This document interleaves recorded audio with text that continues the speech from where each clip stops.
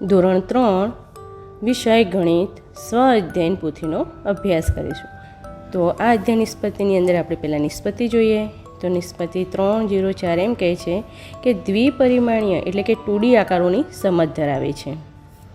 4.1 કહે છે કે સીધી રેખાનો ઉપયોગ કરી ત્રુટક રેખા પરથી કાગળને કાપીને કાગળને ઘડી પાડીને વગેરે દ્વારા દ્વિપરિમાણીય એટલે કે 2D આકારો બનાવે છે અને ઓળખે છે. હવે વિષય મુદ્દા જોઈએ. તો 1.1 છે વિદ્યાર્થીઓ 2D અને 3Dનો ખ્યાલ અને વસ્તુઓને સમજે છે.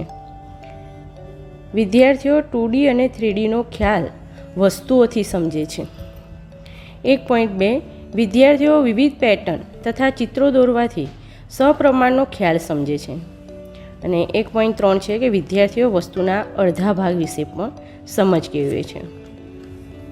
હવે અહીંયા આપેલા પ્રશ્નનો અભ્યાસ કરીએ. તો પ્રશ્ન 1 કહે છે કે નીચેના ચિત્રો મેળવવા વસ્તુઓને ક્યાંથી જોવામાં આવી હશે. હવે સાચા શબ્દો નીચે લીટી દોરો કાં તો તમે ઓળખી નાખો.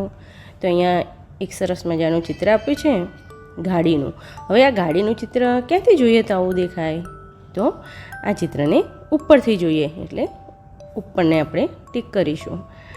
બીજું ચિત્ર ગાડીનું છે પણ સામેથી છે, બાજુએથી છે કે ઉપરથી, તો આવશે બાજુએથી. હવે ત્રીજા નંબરનું ચિત્ર ગાડીનું જ છે. એને ક્યાંથી જોવામાં આવ્યું છે, આગળથી, પાછળથી કે ઉપરથી. તો આ ગાડી આપણને આગળથી જોઈએ એટલે આવી દેખાય એટલે આવશે આગળથી. હવે એક ચિત્ર આપ્યું છે ક્લાસનું. વિદ્યાર્થીઓ ક્લાસમાં બેઠા છે અને બારીમાંથી આ બિલાડી ક્લાસને જોવે છે તો કેવો દેખાય છે, આ રીતનો. તો આપણે આને ઉપરથી જોઈએ તો બિલાડી ઉપરથી જોતી હશે તો એને આ રીતે બધા બાળકો એમના માથાએ દેખાય છે અને એમનો પીઠનો ભાગ દેખાય છે એટલે ઉપરથી આવશે.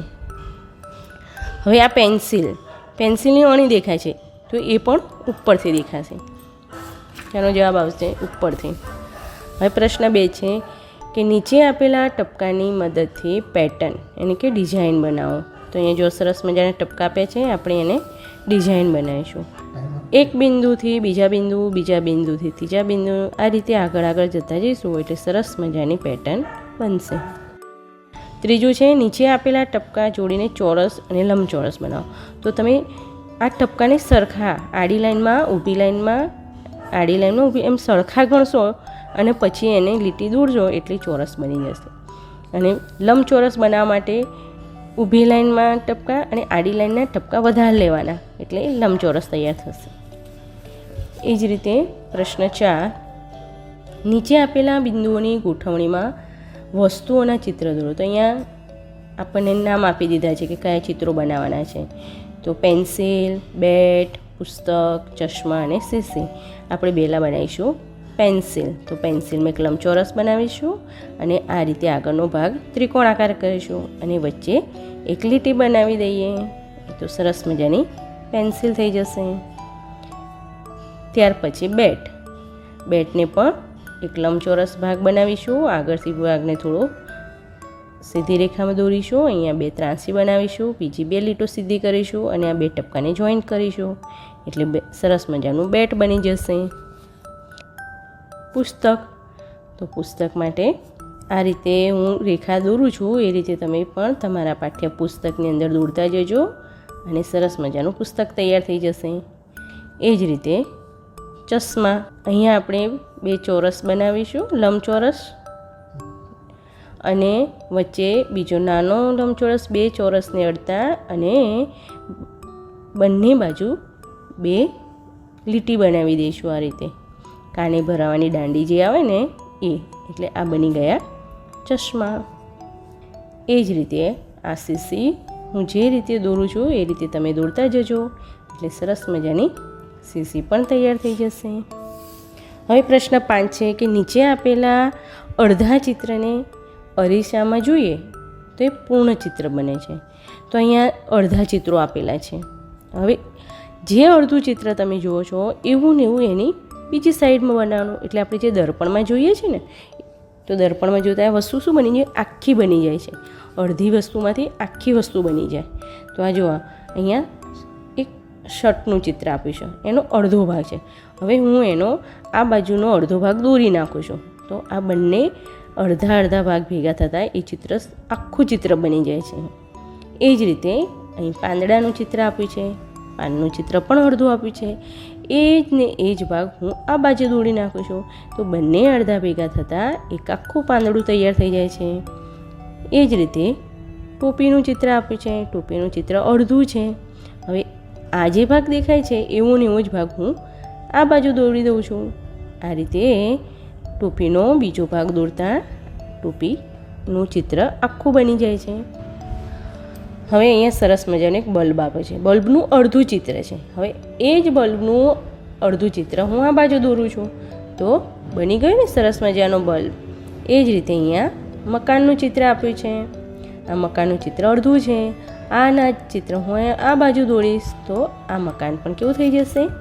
આખું. તો તમને ખબર પડી ગઈ ને કે બે અડધા અડધા વસ્તુ ભેગું થવાથી ચિત્ર કેવું બની જાય છે? આખું ચિત્ર બની જાય છે. હવે અહીંયા એક ચિત્રો આપ્યા છે. ચિત્ર નંબર 1 મુજબ બાકીના ચિત્રોને લીટી વડે સરખા ભાગ દોરી શકશો. હવે તમને ખબર પડી ગઈ કે સરખું ચિત્ર ક્યારે દેખાય? એના જેવું ને જેવું અહીંયા નીચે દેખાય તો જ એ ચિત્ર સરખું કહેવાય. હવે અહીંયા ઘણા બધા ચિત્રો આપ્યા છે, હવે આપણે જોવાના અને લીટી દોરીશું અને સરખા ભાગ કરીશું. અહીંયા 1 નંબરમાં આપ્યું છે, જો એક ત્રિકોણ આપ્યો છે, ત્રિકોણની વચ્ચોવચ્ચ લીટી કરી તો બાજુવાળો ત્રિકોણ એના જેવો જ દેખાય છે. એટલે એ રીતે બીજા બધા ચિત્રો આપણામાંથી શોધવાના છે અને લીટી કરવાની છે. તો જુઓ, આ પતંગિયું છે, પતંગિયાને તમે અહીંયા ઊભી લીટી દોરી દેશો તો એ પણ થઈ જશે. એ જ રીતે અહીં લંબચોરસ આપે છે, લંબચોરસની વચ્ચે તમે આ રીતે રેખા દોરશો, આડી રેખા, તો એના જેવું ને જેવો થઈ શકે, ઊભી પણ થઈ શકશે. એ જ રીતે 4 નંબરનું ચિત્ર, એ ચિત્ર એકના જેવા બે ભાગ સરખા પડી શકતા નથી, કેમ કે એનો હું બે ભાગ પાડવા જાઉં તો એ બાજુનું ચિત્ર કંઈક બદલાઈ જાય છે. એ જ રીતે ફૂલને પણ હું વચ્ચેથી આ રીતે રેખા દોરું તો એના જેવું ને જેવું આ બાજુ આવશે, એટલે એ પણ સાચું છે. એને પણ હું વચ્ચેથી ઊભી રેખા લાંબી દોરી દઉં તો એના જેવું ને જેવું બાજુમાં એ દેખાશે, એટલે કે એના જેવું ને જેવું ચિત્ર એટલે આખું બની જાય છે. એ જ રીતે ડીને વચ્ચેથી આડી રેખા દોરીશું તો ડી પણ સાચું છે. એચને પણ હું ઊભી રેખા કરી નાખું તો એચની પણ રેખા બની શકશે. એ જ રીતે એક્સને પણ અહીંયા વચ્ચેથી ઊભી રેખા કરું તો એ બનશે, અને આડી રેખા કરું તો પણ એને સરખા ભાગ પડી શકે છે. એ જ રીતે વાયને વચ્ચે હું ઊભી રેખા કરું તો વાયના પણ સરખા બે ભાગ પડશે. એ જ રીતે પંચકોણને પણ હું વચ્ચેથી ઊભી રેખા દોરું તો એ પણ સરખા ભાગ થશે. એ જ રીતે કમાં ઊભી રેખા દોરું કે આડી રેખા દોરું તેના સરખા ભાગ થતા નથી, કારણ કે એનું બાજુનું ચિત્ર બદલાઈ જાય છે. એ જ રીતે અહીંયા એક બીજું ચિત્ર આપ્યું છે, એના હું વચ્ચેથી ભાગ પાડું તો એ પણ સરખું જ દેખાશે. અને 14 નંબરનું ચિત્ર છે, એના હું સરખા ભાગ પાડું, આડા ભાગ પાડું, ઊભા ભાગો તો ચિત્ર બદલાઈ જાય છે, એટલે એના સરખા ભાગ પડશે નહીં. હવે આગળના પ્રશ્ન જોઈએ. અધ્યયન નિષ્પત્તિ આધારિત સર્વગ્રાહી મૂલ્યાંકન. આપેલી વસ્તુઓને જોવા માટે સાચા શબ્દની નીચે લીટી દોરો. તો જો અહીંયા વિમાનનું ચિત્ર તમને ક્યાંથી દેખ્યું હશે આવું? તો આ ચિત્રને વિમાનને ઉપરથી જોવામાં આવે, તેનો ઉપરનો ભાગ દેખાય છે, એટલે આપણે ઉપરથી એની નીચે લીટી કરીશું. અહીંયા ઉડતું પક્ષી છે, આ પક્ષી ક્યાંથી જોઈએ તો દેખાય? જો પાછળથી જોઈએ તો ના દેખાય, ઉપરથી પણ એને નીચેથી જોવામાં આવ્યું છે તો એનું મોઢું અને ચાંચ, એના પગ એ આપણને દેખાય છે, એટલે નીચેથી જોઈએ ત્યારે આ રીતનું ચિત્ર. તો અહીંયા આપણે નીચેની લીટી કરીશું. અહીંયા એક લક્કડ ખોદનું છે, એ લાકડું ખોદી રહ્યું છે, તો એ ચિત્ર આપણે ક્યાંથી જોઈ દેખાય? સરસ, સામેથી. તો અહીંયા સામેથી લીટી કરીશું. અહીંયા પ્રશ્ન નંબર 4 આપ્યો છે કે આપેલા ટપકાની મદદથી ત્રિકોણ અને ષષ્ઠકોણ બનાવો. તો એક બિંદુથી લઈને આ બિંદુ સુધી અને આ બિંદુથી આ બિંદુ સુધી આપણે રેખાઓ દોરી અને સરસ મજાનો હું બનાવું છું એ રીતે તમે પ્રયત્ન કરો એટલે તમારો પણ ત્રિકોણ બની જશે. ષષ્ઠકોણ, તો ષષ્ઠકોણના કેટલા ભાગ હોય? 6. હું એક એક લીટી બનાવતી જાઉં છું, એમ તમે મારી સાથે પણ બનાવતા જાઓ. એક આમ લીટી, એક આમ લીટી, એક આમ લીટી, એક આમ લીટી અને બીજી 2 લીટી બાકી રહી. એક આમ અને એક આમ, એટલે બની ગયો આપણો સરસ મજાનો ષષ્ઠકોણ. હવે પ્રશ્ન 5. આપેલા ચિત્રને બીજો અડધો ભાગ દોરો. આપણે જે બધા અડધા ભાગ હમણાં બતાવ્યા ને એ રીતે અહીંયા પણ સરસ મજાના 2 ચિત્ર આપે.